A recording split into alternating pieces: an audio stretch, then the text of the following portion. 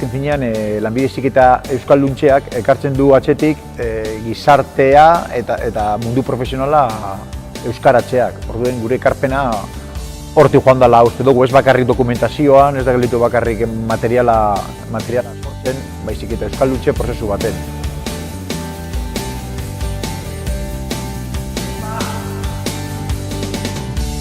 Euskararen aldeko egiten den edozein ekintza eredugarri dela edonontzat, ez? Gure elkartea, beste elkarte bat gehi hau da, uste bere esparrua edo bere nitxotxoa badaukala, eta bere horretan lan egiten duela.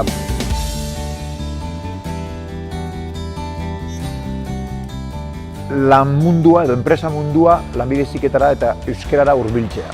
Hori izango zen epe laburra erronkarik garrantzitsuena.